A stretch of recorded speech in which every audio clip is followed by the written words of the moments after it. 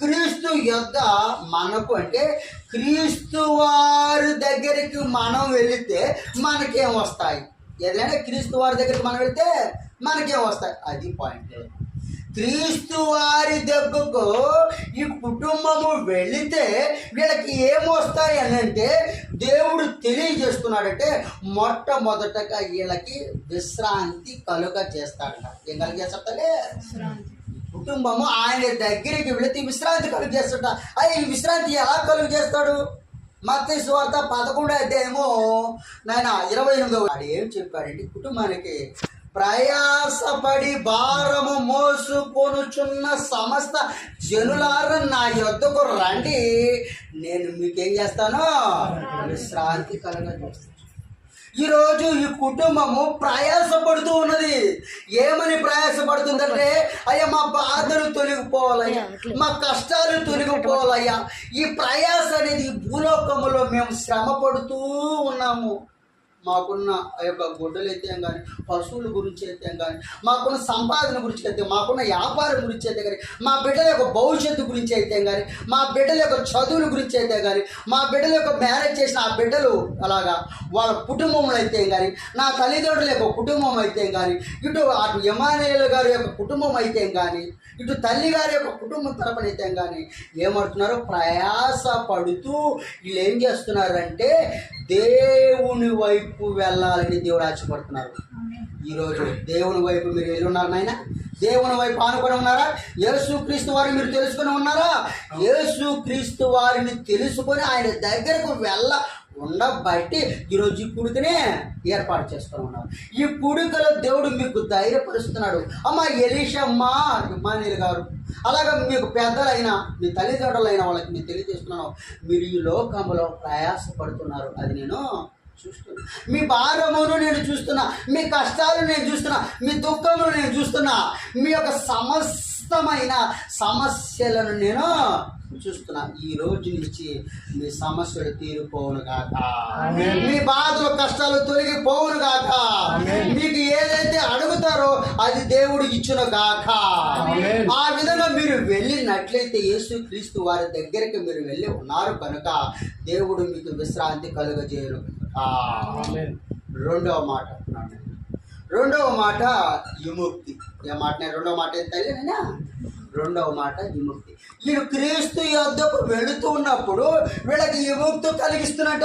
యేసుక్రీస్తు వారు ప్రభువు దగ్గర వీళ్ళు ఉన్నారు కనుక, ఆయన నమ్మి ఉన్నారు కనుక, ఆయన ఎరిగి ఉన్నారు కనుక ఆయన ఏం చేస్తున్నాడంటే ఈ కుటుంబానికి విముక్తి కలిగిస్తున్నాడంట.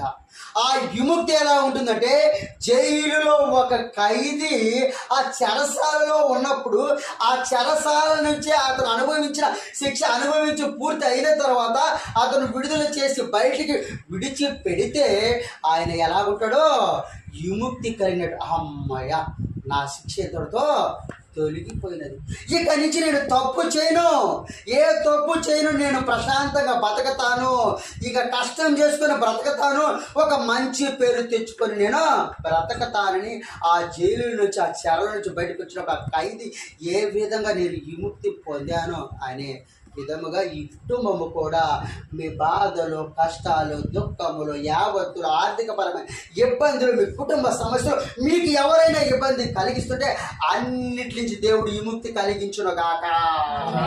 అటువంటి విముక్తి కలిగినప్పుడు మీరు దేవునికి రుణపడుదురు గాక.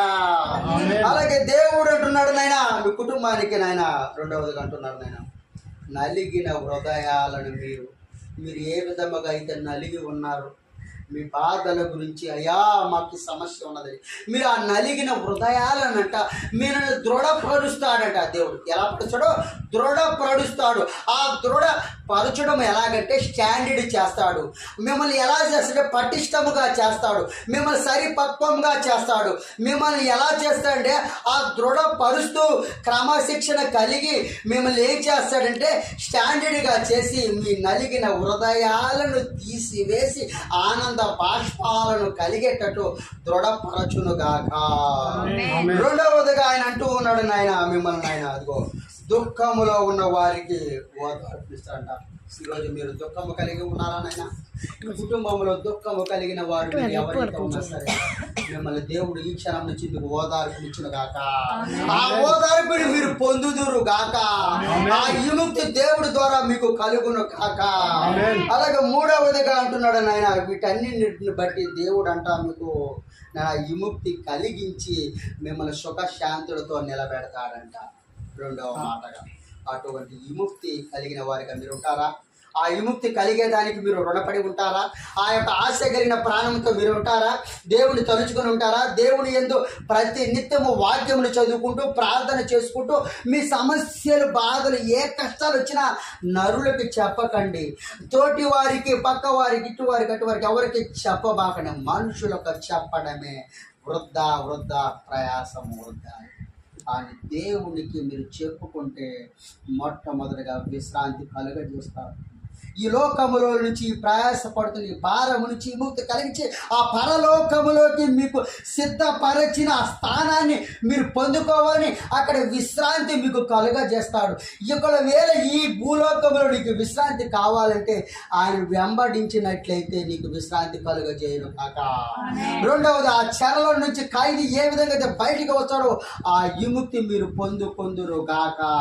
దుఃఖము నుంచి తీసివేసి మీకు ఓదార్పునిచ్చును కాక. మూడవదిగా అంటూ ఉన్నాడు ఆయన, పరిపూర్ణమైన సంతోషం. ఎందునే మూడు దిద్దలే పరిపూర్ణమైన సంతోషం. ఈ పరిపూర్ణమైన సంతోషము యోహాను సువార్త 15:10-11 ఏం చెప్పంటే, ఆడ యోహాను గారు చెబుతూ ఉన్నాడు. ఏమని చెబుతూ ఉన్నాడంటే, నేను నా తండ్రి ఆజ్ఞలను గైకొని ఉన్నాను. యెహోవా అనే భక్తుడు అంటూ ఉన్నాడు. ఆ యెహోవా అనే భక్తుడు ఏమంటున్నాడంటే అక్కడ, నేను నా తండ్రి యొక్క ఆజ్ఞను నేను గైకొని ఉన్నాను. యేసు క్రీస్తు వారి ఆజ్ఞలను నేను గైకొని ఉన్నాను. ఆ ఆజ్ఞలను గైకొని ఆయన ఇచ్చిన సమాధానాన్ని, శాంతి సమాధానాన్ని, సంతోషాన్ని నేను పొందుకొని ఉన్నాను. ఈరోజు మీరు కూడా నన్ను ఏదైతే దేవుడు ఆజ్ఞలను నేను గైకునే విధానముగా నన్ను చేశాడో, ఈరోజు మీరు కూడా ఆయన ఇచ్చిన ఆజ్ఞలను మీకు అప్పచెబుతున్నాను. ఆ ఆజ్ఞలను మీకు చూపిస్తున్నాను. ఆ ఆజ్ఞలను మీరు ఈ కుటుంబము గైకొని ఎడలా మీరు సంతోషముగా ఉందురుగాక, మీరు సంతోషపడుదురుగాక. ఆయన యోహాను అంటూ ఉన్నాడు, నేను ఆయన తండ్రి యొక్క ఆజ్ఞను నేను గైకొని ఉన్నాను. ఆ ఆజ్ఞలను బట్టి నాకు సంతోషం కలిగింది. ఈరోజు కూడా దేవుని యొక్క ఆజ్ఞలను మీరు గైకొని దేవుడిచ్చు ఆశీర్వాదమును, సంతోషమును, పరిపూర్ణమైన సంతోషమును మీకు దేవుడు ఇచ్చునుగాక. అటువంటి సంతోషం మీరు పొందుకోవాలంటే దేవుని వెంబడించినట్లయితే మీరు పరిపూర్ణ సంతోషమును మీరు పొందుకొందురుగాక. అటువంటి సంతోషము మీకు కావాలంటే దేవుని నామానికి మహిమ కలుగును గాక.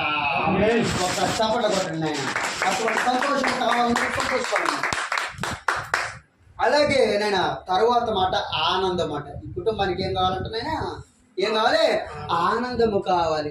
ఇక్కడ ఆనందము ఎలా వస్తుందంటే, కీర్తనలో 5వ అధ్యాయము 11వ వచనంలో దేవుడు ఒకటి తెలియపరుస్తూ ఉన్నాడు. ఈ కీర్తనలో 5వ అధ్యాయము 11వ వచనంలో ఏమని తెలియజేస్తూ ఉన్నాడంటే, ఏమంటున్నాడు ఆయన, ఆనందము కలగాలంటే అంట ఏం చేయాలి? కుటుంబం ఏం చేయాలి? ముందుగా దేవుణ్ణి ఆశ్రయించాలి. ఎవరిని ఆశ్రయించాలి? దేవుని మొట్టమొదటిగా వీళ్ళు ఆశ్రయించి ఉన్నారు. ఈ కుటుంబం ఆశ్రయించి ఉంది, వాళ్ళ యొక్క తల్లిదండ్రులు ఆశ్రయించి ఉన్నారు. ఇమ్మానుయేలు యొక్క వాళ్ళ యొక్క తల్లిదండ్రులు వాళ్ళ యొక్క కుటుంబం ఆశ్రయించినారు. ఎలీషమయ్య గారి యొక్క తల్లిదండ్రులు ఆశ్రయించినారు.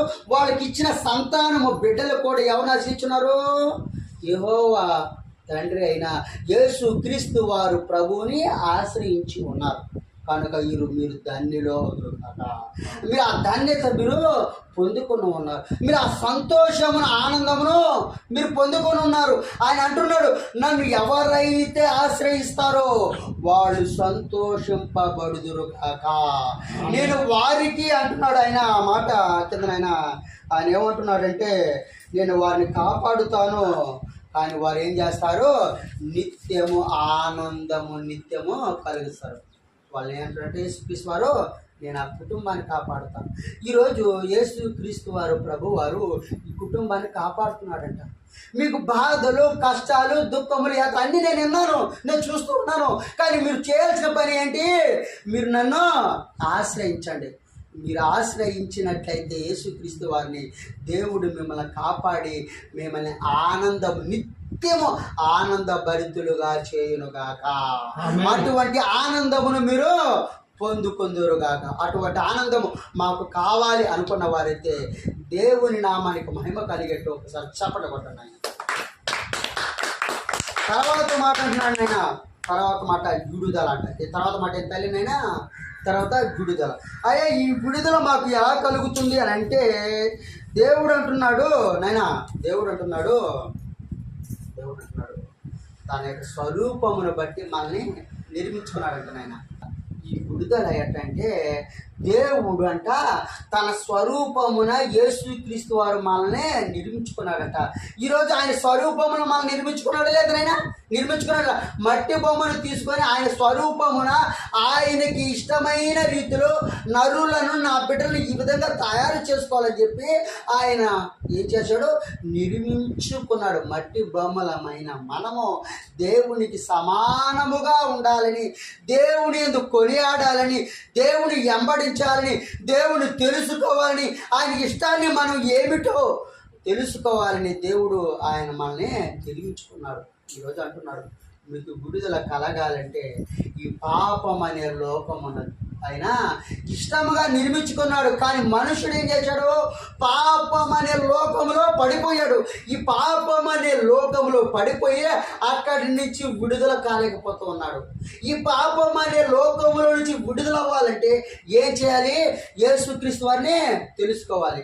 ఈరోజు యేసుక్రీస్తు వారిని తెలుసుకున్న బట్టి నీ పాపం అనేది పరిపక్వము చెంది ఆ పాపం అనే మూలను విరగగొట్టి యేసుక్రీస్తును మీరు తెలుసుకున్నారు కనుక దేవుడు నిత్య జీవము మీకు కలగజేస్తూ ఉన్నాడు. అటువంటి విడుదల, పాపం అనే దానిని విడుదల చేసి మీరు ఆ పుణ్యం అనే స్థానానికి మీరు వెళుతూ పరలోక రాజ్యములోనికి ప్రవేశించాలని దేవుడు ఆశపడుతున్నాడు. అటువంటి ఆశ కలిగిన వారికి ఒకసారి చప్పట కొట్టండి ఆయన. అలాగే ఆయన రక్తము ద్వారా విమోచింపబడి మనల్ని ఏం చేశాడు నాయన? ఆయన రక్తము ద్వారా ఆయన రక్తాన్ని చిందించి తన యొక్క శరీరాన్ని, ఈ శరీరమాన్ని ఈ లోకములో చిందించి మనని పాపం నుంచి విడుదల చేసి మనల్ని ఏం చేశాడు? పరిశుద్ధపరిచాడు. ఈరోజు అంటున్నాడు మీ కుటుంబాన్ని కూడా దేవుడు అంటాడు నేను మీకు విడుదల చేస్తాను.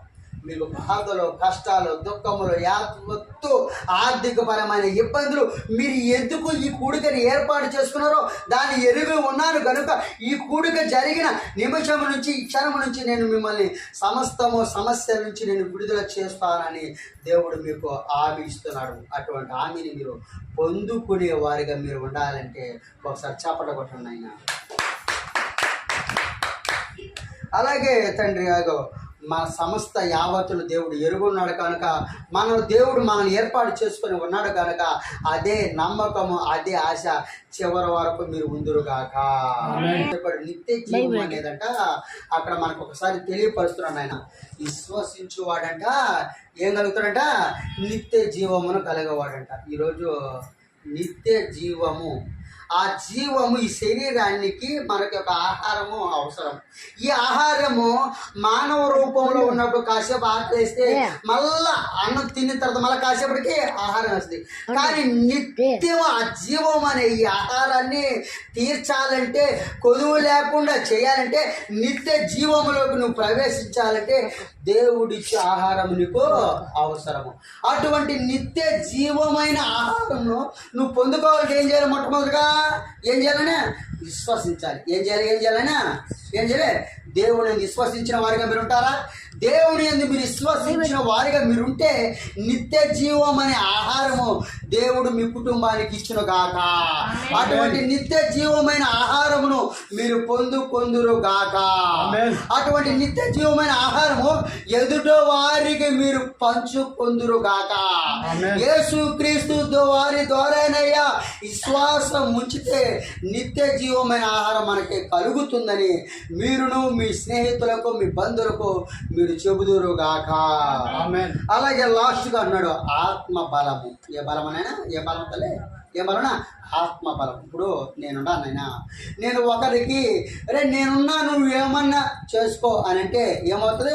నేను వాడికి భరోసా ఇచ్చినట్లు, నేను వాడికి బలము చేకూర్చినట్లు. ఈరోజు అంటున్నాడు ఆత్మ బలము అనేది ఈ కుటుంబానికి ఒక బలం అనేది ఇస్తున్నాడంట. ఆ బలం ఎలా ఇస్తున్నాడంటే ఆత్మ ద్వారా బలం ఇస్తున్నాడు. ఎలా ఇస్తున్నాడు సార్? ఎలానైనా ఆత్మ ఎలా ఇస్తున్నాడు? ఆత్మ ద్వారా ఈ బలాన్ని ఇస్తున్నాడంట. ఈ బలము ఎలా ఇస్తున్నాడంటే ఆ ఆత్మ బలమును నువ్వు పొందుకోవాలంటే ఒకటి ప్రార్థన ద్వారా నువ్వు పొందుకోవాలి. ఎలా పొందుకోవాలైనా ఎలా పొందుకోవాలి తల్లి? ఒకటి ప్రార్థన ద్వారా, రెండవది వాక్యం ద్వారా నువ్వు పొందుకున్నట్లయితే దేవుడు ఆత్మ బలమును నీకు ఇచ్చును గాక. అటువంటి ఆత్మ బలమును నువ్వు పొందుకుందువు గాక. లాస్ట్గా అంటున్నాడు నాయన ఈ గృహాన్ని బట్టి అంట దేవుని యొక్క కాపుదల ఉంటుందంట. ఎలా ఉంటుంది తల్లి?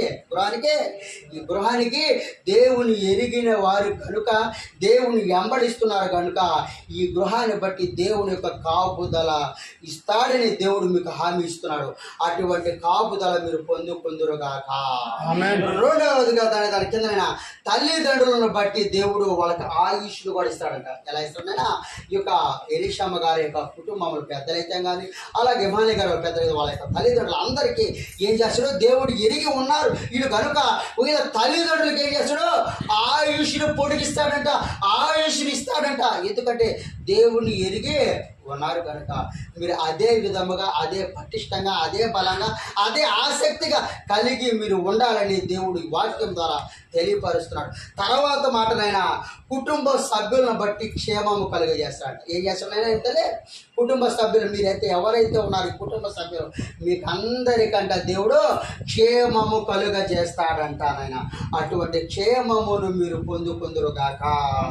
అలాగే ఆరోగ్యాన్ని బట్టి మీకు ఆనందమును కలుగజేసి సుఖ శాంతులతో మిమ్మల్ని ఉండేటట్టు చేసి దేవుడిచ్చిన యొక్క కృపను బట్టి ఏం చేస్తారు? మీరు ఆశీర్వాదాలు పొందాలి నాయన. దేవుడిచ్చిన కృపను బట్టి మీరు ఆశీర్వాదాలు ఈ కుటుంబం పొందుకోవాలని, ప్రతి ఒక్క అక్కర్ల అవసరం దేవుని నామం ద్వారా మీకు తీర్చాలని, అలాగే ఆరోగ్యాన్ని బట్టి కుటుంబంలో ఆనంద భరితులుగా మీరందరూ ఉండాలని, దేవుని యొద్దకు మీరందరూ వెళ్ళి ఉన్నారు కనుక, దేవుని వెంబడిస్తూ ఉన్నారు కనుక, క్రీస్తు యొద్దకు మీరు వెళ్ళి ఉన్నారు కనుక ఈ సమస్యలన్నీ, ఈ పరిష్కార మార్గములన్నీ మీరు జయించి దేవుని వైపు మీరు చూచినట్లయితే సుఖ శాంతులతో ఈ దినము నుంచి మీరు ఉందురు గాక. మీ బాధల కష్టంలో దేవుడు తీర్చును గాక.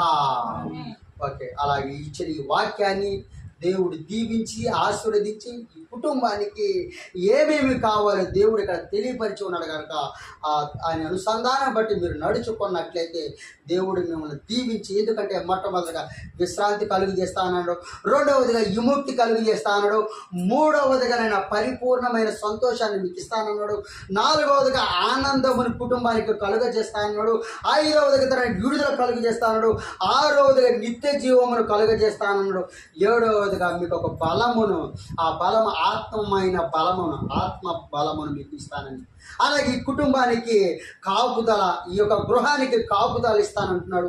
తర్వాతనైనా తల్లిదండ్రులను బట్టి, కుటుంబాన్ని బట్టి వాళ్ళ యొక్క తల్లిదండ్రులకు ఆయుష్ ఇస్తానంటున్నాడు. తర్వాతనైనా కుటుంబ సభ్యులను బట్టి వీళ్ళందరి క్షేమము కలుగ చేసి ఆరోగ్యాన్ని, ఆనందాన్ని, అలాగే దేవుడిచ్చిన కృపను బట్టి మీరు యొక్క సకలమైన ఆశీర్వాదాలు పొందుకుని దేవుని వైపు మీరు చూస్తారని ఆశ కలిగిన ప్రాణముతో దేవుడి వాక్యమును దీవించుగాక.